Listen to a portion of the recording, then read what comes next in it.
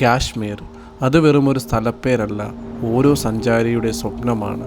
എൻ്റെ ബക്കറ്റ് ലിസ്റ്റിൽ നിന്ന് കാശ്മീരിന് വേണ്ടിയുള്ള ഈ ട്രെയിൻ യാത്രയും ആ യാത്രയിൽ കണ്ടുമുട്ടുന്ന ചില മുഖങ്ങളും സ്വപ്നമെന്ന് കരുതിയ ചില സ്ഥലങ്ങൾ നേരിലെത്തുമ്പോൾ നമ്മളെ തന്നെ കൈവിട്ടു പോകുന്ന നിമിഷങ്ങളും പണ്ടെപ്പോഴോ മനസ്സിൽ വരച്ചിട്ട ചിത്രത്തിലേക്ക് എത്തിയപ്പോൾ ഉള്ളിൽ നിന്ന് വന്ന സന്തോഷവും കൂട്ടുകാരോടും ഫാമിലിയുമായി ഒത്തിരി എൻജോയ് ചെയ്യാനും അതിനുവേണ്ടി കുറേ ആക്ടിവിറ്റീസുമുള്ള സ്ഥലമാണ് സോൻമാർഗ്. ഞാൻ ജിതിൻ. കാശ്മീരിലെ സോൻമാർഗ് വ്ലോഗിലേക്ക് എൻ്റെ എല്ലാ കൂട്ടുകാർക്കും സ്വാഗതം. ഒത്തിരി കാത്തിരുന്ന ഞങ്ങളുടെ കാശ്മീർ ട്രിപ്പ് ഇവിടെ തുടങ്ങുകയാണ്. ഹിമസാഗർ എക്സ്പ്രസ്സിൽ 2 days 14 hours നീളുന്ന കൊല്ലം ടു ജമ്മു താവി എക്സ്പ്രസ് ട്രെയിനാണിത്. ഈ ട്രെയിനിൽ എല്ലാ മൺഡേയ്സിലും മാത്രമേ ഉള്ളൂ, അപ്പോൾ അത് ശ്രദ്ധിച്ചോണം. അപ്പോൾ എൻ്റെ കൂടെ ഇന്നുള്ളത് വൈശാഖ്, അനന്തു, പിന്നെ സന്ദീപുമാണ്. അപ്പോൾ ഞങ്ങൾ 4 പേരും ബോറടി ആയതുകൊണ്ട് തന്നെ ഗെയിംസും മറ്റു കാര്യങ്ങളും ഓൾറെഡി കടന്നു കഴിഞ്ഞിരുന്നു.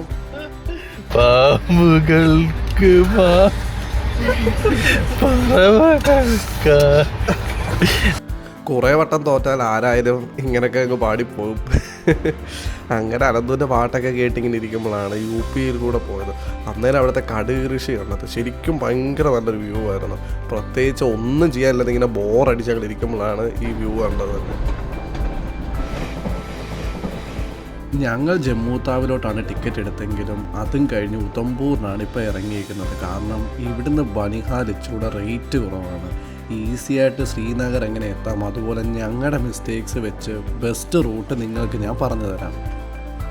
അങ്ങനെ ഇപ്പോൾ വന്നിറങ്ങിയ ട്രെയിന് ബൈ പറഞ്ഞത് ഞങ്ങൾ നേരെ ഉധംപൂർ റെയിൽവേ സ്റ്റേഷന് വെളിയിലാണ് വന്നത്. ഇവിടെ ടാക്സി ബുക്കിംഗ് ഏരിയ ഉണ്ട്. ഇവിടെ അന്വേഷിച്ചപ്പോൾ സ്ട്രെയിറ്റ് ശ്രീനഗറിന് 6500 ആണ് 4 പേർക്ക് പറഞ്ഞത്. അതുകൊണ്ട് തന്നെ ഞങ്ങൾ നേരെ 2500 രൂപ പറഞ്ഞ് ബനിഹാൽ സ്റ്റേഷനിലോട്ടാണ് പോയത്. പിന്നെ ഇവിടെ ബാർഗെയിനിങ് ഒക്കെ മസ്റ്റാണ്, അല്ലെന്നുണ്ടെങ്കിൽ അവർ ഭയങ്കര റേറ്റ് നമ്മളോട് പറയുകയും ചെയ്യും. അങ്ങനെ ഞങ്ങൾ നേരെ പെട്ടിയെല്ലാം സെറ്റാക്കി പോകുമ്പോൾ ഈ ടോൾ ഗേറ്റ് കണ്ടത്. ഇതിനൊരു പ്രത്യേകതയുണ്ട്. ഇന്ത്യയിലെ ഏറ്റവും നീളം കൂടിയ റോഡ് ടണലാണിത്. ഇത് 9 kilometers and 280 meters ആണ് ഉള്ളത്. നമ്മളീ പോകുന്ന റൂട്ടെന്നൊക്കെ പറഞ്ഞു കഴിഞ്ഞാൽ അധികം സിറ്റികളോ അങ്ങനെ കാര്യങ്ങളോ ഒന്നുമില്ല. റോഡ് നമ്മളിങ്ങനെ മൗണ്ടെയിൻ ഇങ്ങനെ ചുറ്റിയാണ് കയറി പോകുന്നത്. ഇടയ്ക്ക് ഇതുപോലെ സിറ്റീസൊക്കെ വരും. അപ്പോൾ നമ്മൾ ധാബയൊക്കെ വരുമ്പോൾ അവിടെ കയറി കഴിച്ചോണം. പിന്നെ നമ്മൾ ഈ പോകുന്ന വഴിക്കാണെങ്കിൽ ആർമിയാണ് കൂടുതലും കൺട്രോൾ ചെയ്യുന്നത്. അപ്പോൾ ഈ ധാബയിലൊക്കെ കയറുമ്പോൾ ഇടയ്ക്ക് ഉടനെ തന്നെ ഏതെങ്കിലും ഒരു സിം എടുത്തോണം അവിടെ നിന്ന് തന്നെ. അപ്പോൾ അങ്ങനെ നമ്മളിപ്പോൾ നേരെ വന്നേക്കുന്നത് ബനിഹാലിലാണ്. ബനിഹാൽ റെയിൽവേ സ്റ്റേഷനിലാണ് വന്നേക്കുന്നത്. അപ്പോൾ ഇവിടെ ആണെങ്കിൽ നമുക്ക് സിമ്മൊക്കെ അടുത്തുനിന്ന് കടയിൽ നിന്ന് കിട്ടും എടുത്തോണം. കാരണം നമ്മുടെ നാട്ടിലെ സിമ്മ് ഇവിടെ വർക്ക് ആകത്തില്ല. അപ്പോൾ ഇവിടെ വന്നാൽ നമ്മൾ എന്തായാലും വേറെ സിം എടുത്തേ പറ്റത്തുള്ളൂ. അങ്ങനെ ഞാനിപ്പോൾ ഇവിടെ വന്നു കഴിഞ്ഞപ്പോൾ എനിക്കൊരു ഫ്രണ്ടിനെ കിട്ടി. അപ്പോൾ and you name? My name is Mozin. മോസമിനെ കിട്ടി. മോസം നൈസാണ്. എന്നോട് വന്ന് ചാനലൊക്കെ ചോദിച്ചു, എന്താ കാര്യങ്ങളെന്നൊക്കെ ചോദിച്ചു. ഈവൻ എൻ്റെ ലാംഗ്വേജ് അറിയത്തില്ല പോലും മോസം ഭയങ്കര നൈസായിരുന്നു എന്നോട്. ഇവിടുത്തെ ആൾക്കാരൊക്കെ പ്രത്യേകം നല്ല ആൾക്കാരാണ് സത്യം പറഞ്ഞത്. പക്ഷേ ഞങ്ങൾ ജമ്മു താവിയിലോട്ടാണ് ടിക്കറ്റ് എടുത്തത്. പക്ഷേ എന്തോ പറ്റിയെന്ന് ചോദിച്ചു കഴിഞ്ഞാൽ ജമ്മു താവിയിൽ നിന്ന് ശ്രീനഗറിലോട്ട് അതായത് ഫെയർ എന്ന് പറയുന്നത് 8000 rupees ആണ് ടാക്സി വരുന്നത്. ബസ്സാണ് ഈവനിങ്ങേ ഉള്ളൂ. അപ്പോൾ നമുക്ക് ആ പാട് പ്രശ്നമായി. എന്താ ഇതിനൊക്കെ പ്രശ്നം എന്ന് വെച്ച് കഴിഞ്ഞാൽ നമുക്കറിയില്ലായിരുന്നു അവിടുന്ന് വന്ദേ ഭാരത് ഉണ്ടായിരുന്നു. അപ്പോൾ നിങ്ങൾ വരുവാണെന്നുണ്ടെങ്കിൽ ഉറപ്പായിട്ടും വന്ദേ ഭാരത് എടുത്ത് വേണം ഈ ജമ്മു താവിന്നോ വന്ന് ഇറങ്ങിയിട്ട് അവിടുന്ന് അടുത്തൊരു റെയിൽവേ സ്റ്റേഷൻ ഉണ്ട്, അവിടെ ഇറങ്ങിയിട്ട് നമുക്ക് അവിടെ നേരെ വന്ന് ശ്രീനഗർ വന്ദേ ഭാരത് വരും. ഞങ്ങൾക്ക് അതറിയത്തില്ലാണ്. അപ്പോൾ ആ ടിക്കറ്റ് കിട്ടാഞ്ഞുകൊണ്ട് ജമ്മു താവിൽ ഇറങ്ങാതെ നേരെ ഉദൽപൂർ വന്നു. ഉദൽപൂർ ഇറങ്ങിയിട്ട് അവിടുന്ന് പിന്നെ എന്തോ ചെയ്യുന്നത് വെച്ച് കഴിഞ്ഞാൽ ടാക്സി എടുത്തു. അപ്പോൾ അവിടുന്ന് ടാക്സി എടുത്ത് ബാനിഹാൽ സ്റ്റേഷനിലോട്ടാണ് ഞങ്ങളിപ്പം എന്തോ ചെയ്യുന്നത് വെച്ചാൽ ടാക്സി എടുത്തു. അപ്പോൾ 2000 രൂപയ്ക്ക് 4 പേർക്കും കൊണ്ട് ഞങ്ങളിപ്പോൾ ഇവിടെ വന്ന് ഇറങ്ങി. അപ്പോൾ ഇവിടെ നിന്ന് ശ്രീനഗർക്ക് ലോക്കൽ ട്രെയിൻ ഉണ്ട്. ലോക്കൽ ട്രെയിനിൽ പോയാലും നമുക്ക് അത്രയും കൂടെ ചീപ്പായിട്ട് നമുക്ക് പോയിട്ട് വരാൻ പറ്റും. അപ്പോൾ ഇതുപോലെ വന്ദേ ഭാരത് കിട്ടാത്തവരുണ്ടെങ്കിൽ നിങ്ങൾക്കുള്ള ഏറ്റവും വലിയ ഷോർട്ട് കട്ട് അല്ലെങ്കിൽ ഏറ്റവും കൂടുതൽ സേവ് ചെയ്യാൻ പറ്റിയ റൂട്ടാണിത്. ഇവിടെ ഞങ്ങൾ 4 ടിക്കറ്റാണ് ശ്രീനഗറിന് എടുത്തേക്കുന്നത്. ഇവിടുന്ന് എപ്പോഴും ട്രെയിനില്ല, അതുകൊണ്ട് തന്നെ നമ്മൾ കുറച്ച് നേരം വെയിറ്റും ചെയ്യണം. അതുപോലെ തന്നെ ട്രെയിനിൽ നല്ല തിരക്കായിരിക്കും കയറാൻ നേരം. അപ്പോൾ അതെന്തായാലും ശ്രദ്ധിക്കണം. പിന്നെ ഇവിടുത്തെ ട്രെയിൻ നമ്മുടെ നാട്ടിലത്തെ ലോക്കലിനേക്കാളും ഇഷ്ടംപോലെ സ്പേസും കൂടുതൽ സീറ്റിങ്ങും പിന്നെ നിൽക്കാൻ പ്രത്യേക സ്ഥലങ്ങളും അതുപോലെ ഇവിടുത്തെ തണുപ്പിന് വേണ്ടിയിട്ട് ഹീറ്റിങ്ങും ഉള്ളതാണ്.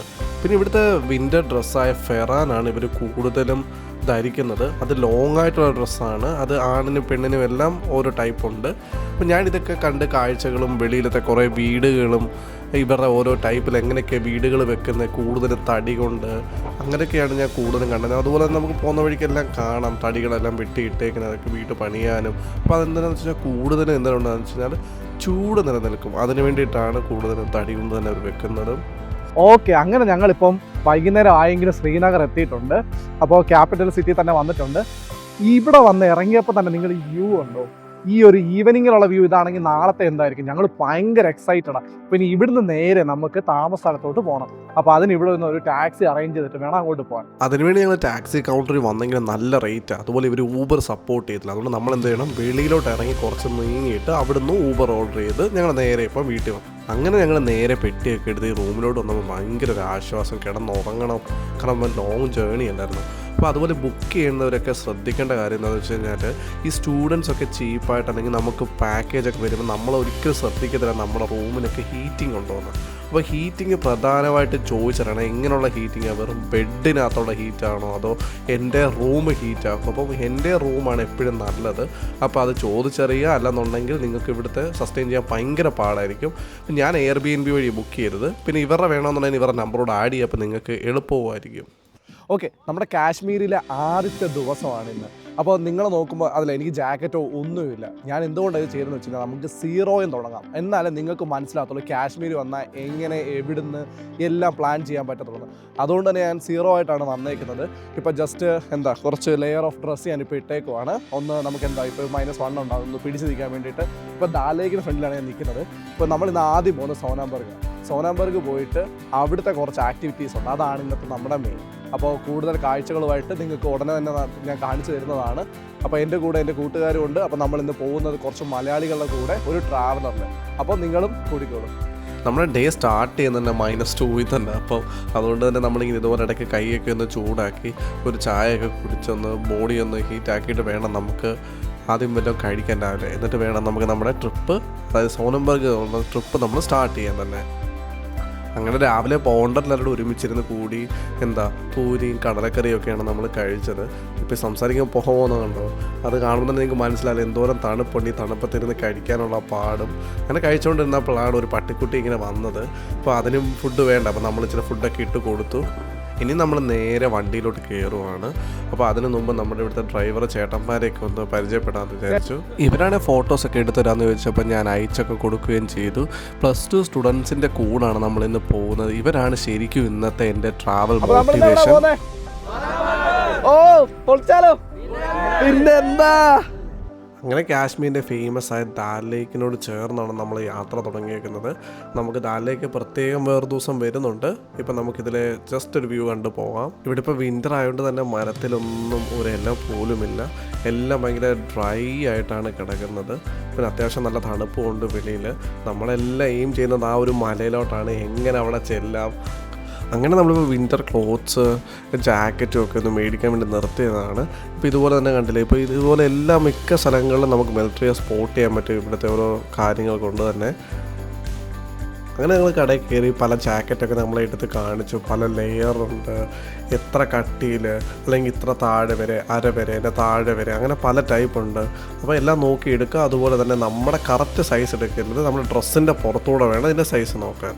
ശരിക്കും പോകുന്ന വഴിക്ക് ഈ സ്നോ ഇങ്ങനെ കിടക്കുന്നതാണ് ഭയങ്കര രസം. എങ്ങനെയെങ്കിലും അവിടെ ചെന്നാൽ മതി എന്നാണ്. ഇപ്പോൾ ഇതാണ് സോനംബർഗിലെ ഫേമസ് ആയ ടണൽ. അതിൻ്റെ കാരണം നിങ്ങൾക്ക് ഇപ്പം കാണാൻ പറ്റും. ഈ ടണലിൽ ഇപ്പുറം ഫുള്ള് ഡ്രൈ ആണ്, മൊത്തം ഉണങ്ങി നിൽക്കുമല്ലോ, കണ്ടല്ലോ. ഈ ടണൽ തീരാറാകുമ്പോൾ നമുക്ക് ഇങ്ങനെ നമ്മളിപ്പോൾ ഒരു ഇരുട്ടിനകത്തോടെ ഇങ്ങനെ പതിയെ പോയി പിന്നെ അങ്ങോട്ട് കാണുന്നത് അപ്പുറം വൈറ്റ് മാത്രമായിട്ടാണ്. അപ്പോൾ ലാസ്റ്റ് നമ്മൾ അങ്ങനെ അങ്ങോട്ട് ചെല്ലുമ്പോഴാണ് മനസ്സിലാകുന്നത് ഈ ഒരു സൈഡ് ഫുള്ള് സ്നോ ആണെന്ന്. അതാണ് ഒരു മജീഷ്യൻ ഒരു തുണി എടുത്ത് നമ്മളെ കണ്ണ് മൂടിയിട്ട് മാറ്റുമ്പോഴത്തേക്കും നമ്മൾ വേറെ ലോകത്തെത്തുന്നൊരു ഫീലില്ലേ, അതാണ് ഈ ഒരു ടണൽ നമുക്ക് തരാൻ പറ്റുന്നത്. അത് സത്യം പറഞ്ഞാൽ ഒരു ട്രാവൽ ചെയ്താൽ മാത്രമേ നമുക്ക് ആ ഒരു ഫീല് കിട്ടത്തുള്ളൂ. അതാണ് ഇത് ഏറ്റവും കൂടുതൽ ഫേമസ് ആകാനുള്ള കാരണവും. ഇവിടുന്ന് അങ്ങോട്ടുള്ള യാത്ര ശരിക്കും ഭയങ്കര രസമാണ്. നമ്മൾ ഈ ഒരു റോഡിലുള്ള യാത്ര, ആ ഒരു വ്യൂ എങ്ങോട്ട് നോക്കിയാലും ഭയങ്കര രസം. ഇതുപോലെ ഐസൊക്കെ ഇങ്ങനെ തൂങ്ങി കിടക്കും. അതൊക്കെ കാണാൻ സത്യം പറഞ്ഞാൽ ഭയങ്കര രസമാണ്. എന്നാൽ നമുക്ക് മനസ്സിലാകത്തില്ല. അപ്പോൾ നമ്മളൊരു ഇമാജിനറി വേൾഡിലാണെന്ന് വരെ നമുക്ക് തോന്നിപ്പോവും. സോനംബർഗ് വന്നിറങ്ങിയപ്പോൾ തന്നെ നല്ല തണുപ്പ്. അപ്പോൾ ഒരു ചായയൊക്കെ കുടിച്ച് ഇങ്ങനെ ഇരിക്കുമ്പോൾ ആ ഒരു കാണാൻ പറ്റിയ ഒരു വ്യൂ തന്നെ ഇത്. നമ്മളിങ്ങനെ നോക്കിയിരുന്നു പോകും. അത്രയ്ക്ക് ഭയങ്കര രസമാണ് സത്യം പറഞ്ഞാൽ സോനംബർഗ് കാണാൻ. ഇവിടെ എല്ലാ സ്നോ ഔട്ട്ഫിറ്റ്സും റെൻറ്റിന് കിട്ടും, അതുകൊണ്ട് ഇല്ലെങ്കിലും കുഴപ്പമൊന്നുമില്ല. പക്ഷേ സ്നോ ബോട്ട്സ് ഭയങ്കര നിർബന്ധമാണ്. അത് മേടിച്ചില്ലെങ്കിൽ എന്താ വെച്ചാൽ സ്നോ അതിനകത്ത് വീണ് നമ്മുടെ കാലൊക്കെ മരയ്ക്കും. ഞങ്ങളിപ്പോൾ പ്ലാൻ ചെയ്ത് ഇവിടുന്ന് കുറച്ച് മേലോട്ട് പോകാനാണ്. ഇവിടെ നിൽക്കണമെങ്കിൽ ഇവിടെ നിൽക്കാം, പക്ഷേ ഇച്ചിരി മേലോട്ട് പോകാൻ നല്ല വ്യൂ ഉള്ളൂ. അപ്പം 4 പേർക്ക് കൂടെ 2500 രൂപ ഞങ്ങൾ ബാർഗെയിൻ ചെയ്ത് മേടിച്ചാണ്. ശരിക്കും ഇവിടെ ഒരുപാട് സ്നോ മൊബൈലുള്ള റൈഡാണ് ഏറ്റവും രസം. സ്നോയൊക്കെ ഇട്ടിച്ച് തെറിപ്പിച്ച് അങ്ങനെയൊക്കെ പോകുമ്പോൾ ഈ ഒരു വ്യൂവും, പിന്നെ ഇവർ സോൺ 2 ആണ് നമ്മൾ ചൂസ് ചെയ്തിരിക്കുന്നത്. അവിടെയാണ് ഇച്ചിരി വ്യൂ എല്ലാ കാര്യങ്ങളും. വൈകുന്നേരം ആകുമ്പോൾ ഇവർ തന്നെ നമ്മളെ തിരിച്ച് വന്ന് വിളിച്ചുകൊണ്ട് പോവുകയും ചെയ്യും. അതല്ല നിങ്ങൾക്ക് സ്നോ മൊബൈൽ വേണ്ടാന്നുണ്ടെങ്കിൽ ഇതുപോലെ നമുക്ക് കുതിര സഫാരിയും അല്ലെങ്കിൽ സ്ലെഡ്ജ് റൈഡും എല്ലാം ഉണ്ട്.